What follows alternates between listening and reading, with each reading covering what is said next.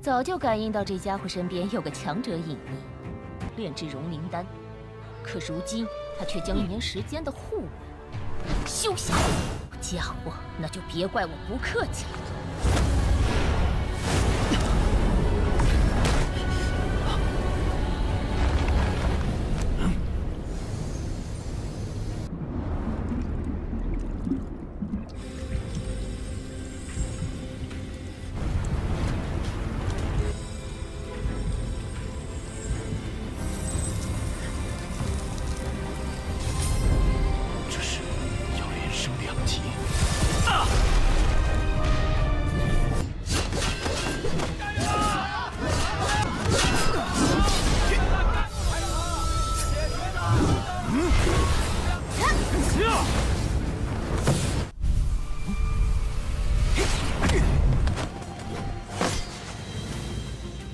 与女孩子动手，未免有些掉份儿了。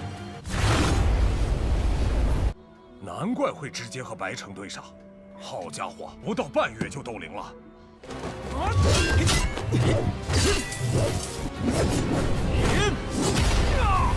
算境界，速度和力量也不该强这么多。热身结束了。哼，天火3玄变第1宠。Halo guys, kali ini Mimin akan membawakan alur cerita BTTH Season 5 episode 23. Karena donghua ini tidak bisa diupload lama guys, jadi untuk antisipasi filmnya dihapus, Mimin akan membuat alur ceritanya guys. Pada episode sebelumnya, Xiaoyan memasuki pegunungan untuk mencari susu inti bumi. Di sini dia dibantu oleh piton kecilnya, yang membantunya mengalihkan perhatian iblis kera yang menjaga susu inti bumi tersebut. Sehingga akhirnya berkat bantuan piton kecil dan bimbingan Yalau, Xiaoyan berhasil menemukan susu inti bumi. Bahkan Xiaoyan menemukan sumber susu penumpa inti bumi itu guys, yang kekuatannya 10 kali lebih hebat dari susu inti bumi biasa.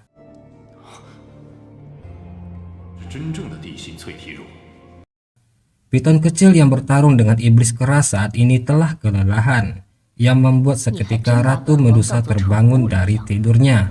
Dia akan membunuh Xiaoyan, karena hingga saat ini Xiaoyan belum memberikan pil yang dia minta.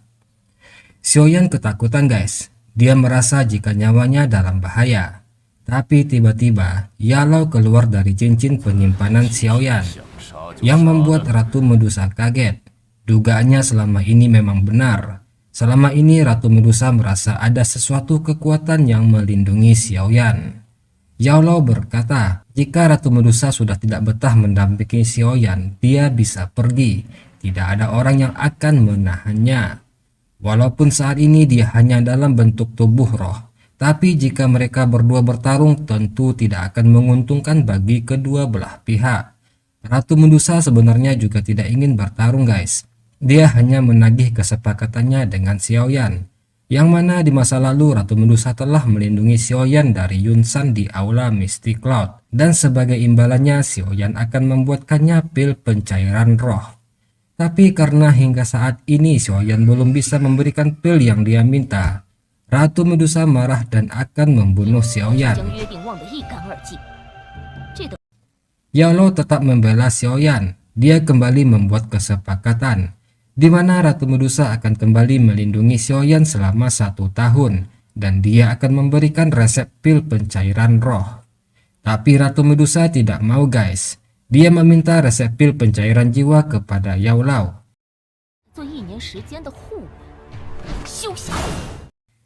Yalau tidak mau memberikannya, karena resep itu adalah hasil kerja keras Xiaoyan. Sehingga Ratu Medusa marah dan mereka berdua pun beradu kekuatan.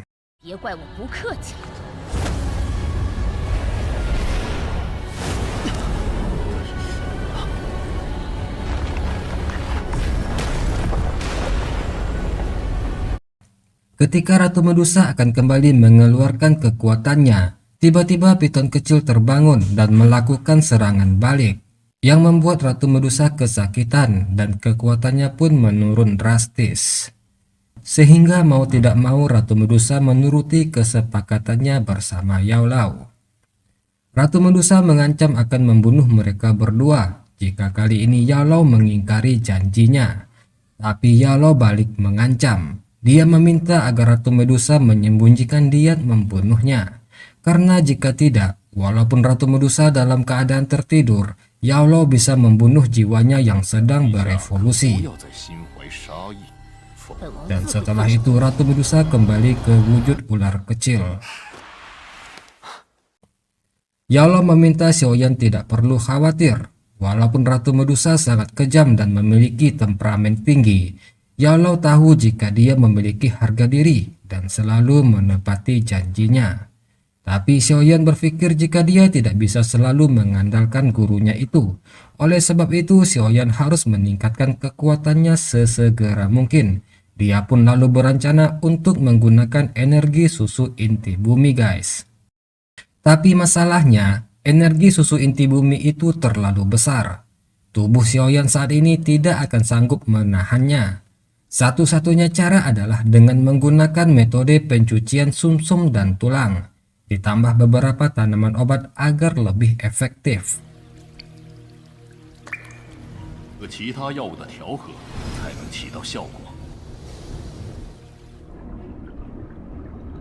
Dan agar proses penyerapannya lebih lancar, Xiaoyan juga harus melepaskan armor doki yang menyelimuti tubuhnya. Xiaoyan mulai berkultivasi melakukan penyerapan, sementara itu piton kecil berjaga di luar gua.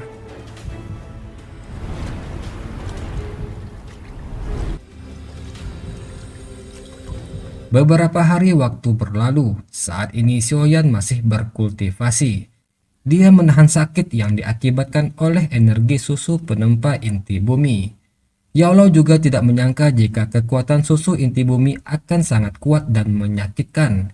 Tapi dia meminta muridnya itu untuk tetap bertahan guys.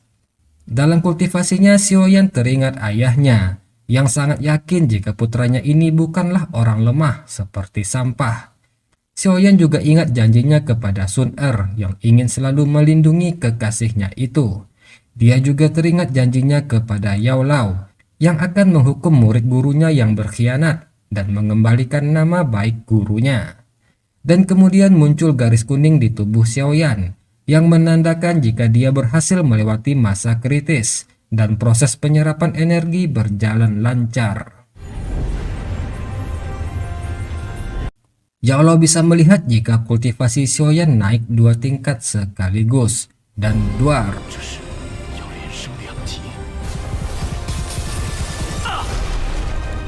Terjadi ledakan besar yang juga membuat kaget piton kecil.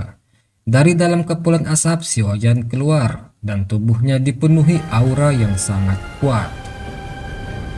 Ya, saat ini secara mengejutkan Xiaoyan telah menerobos ke tingkat Dowling. Xiaoyan bisa merasakan kekuatan di tubuhnya meningkat pesat. Kekuatan Dowling memang beda jauh dibandingkan Grandmaster. Dan kini tibalah saatnya mereka kembali ke gerbang dalam. Saat ini di gerbang dalam Wu Hao sedang bertarung melawan Bai Cheng, pemimpin geng putih. Di sana juga ada Sun Er yang sekarang penampilannya sudah berbeda guys. Dan juga ada Lin Xiuya bersama lainnya yang menyaksikan pertarungan.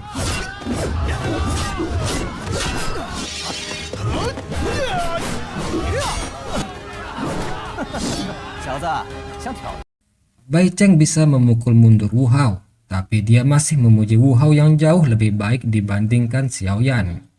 Di matanya Xiaoyan hanyalah seorang pengecut yang hanya terus berlindung di balik seorang wanita. Bahkan Bai Cheng mengajak Wu Hao untuk bergabung dengan geng putih guys. Tapi Wu Hao menolaknya dengan mentah-mentah, karena di matanya hanya Xiaoyan yang pantas menjadi pemimpinnya. Lin Xiuya membicarakan kehebatan Xiaoyan. Hanya dalam waktu setengah tahun saja, pemuda itu bisa membangun kekuatan hebat di gerbang dalam.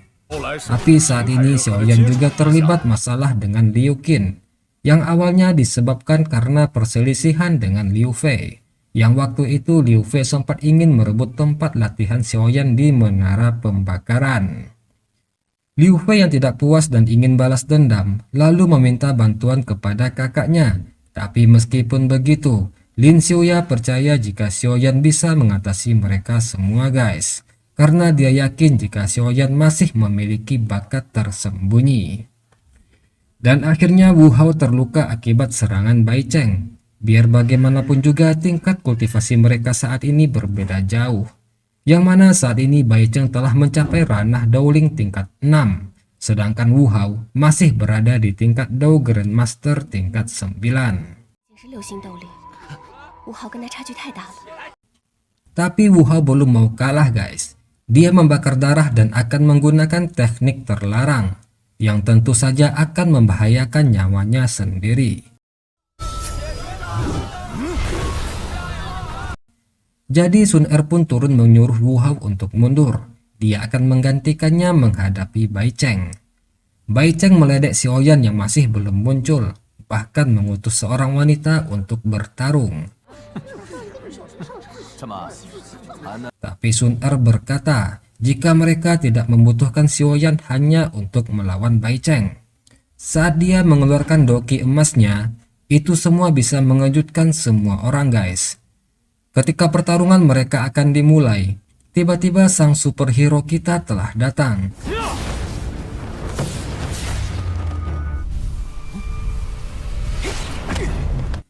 Ya, Xiaoyan datang di saat tepat. Dia meraih tubuh kekasihnya itu dan menari-nari di udara.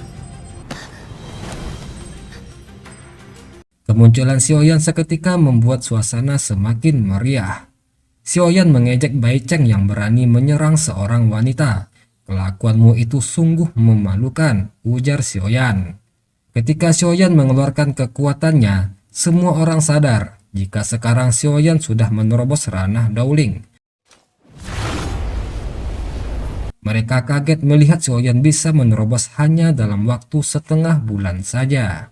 Tapi dibandingkan Bai Cheng, kekuatan Xiaoyan saat ini masih terpaut 6 tingkat.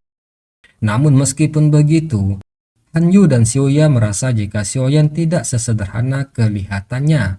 Mereka yakin jika Xiaoyan bisa memenangkan pertarungan ini. Saat ini Xiaoyan akan menuntaskan semua dendam dan permasalahannya dengan Bai Cheng. Dia juga telah muak melihat kesombongan dan kekejaman yang dilakukan oleh geng putih. Xiaoyan menyerang duluan. Langkah 3000 petir membuat Xiaoyan bergerak seperti kilat. Hingga Bai Cheng pun tidak bisa mengimbangi kecepatan Xiaoyan itu.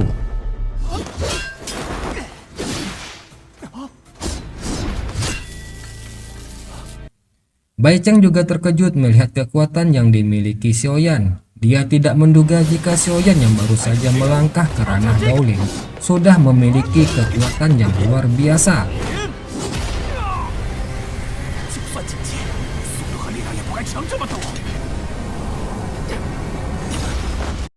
Tapi saat ini, Bai Cheng masih bisa menahan serangan Xiaoyan itu guys. Namun itu hanyalah pemanasan, karena sekarang Xiaoyan mulai serius. Xiaoyan mengeluarkan metode 3 perubahan misterius api surgawi miliknya. Xiaoya melihat jika Xiaoyan masih memiliki banyak trik. Dia bukan pemuda yang bisa diremehkan. Geng putih telah melakukan kesalahan besar karena telah menyinggung Xiaoyan. Dan scene ini pun mengakhiri episode 23.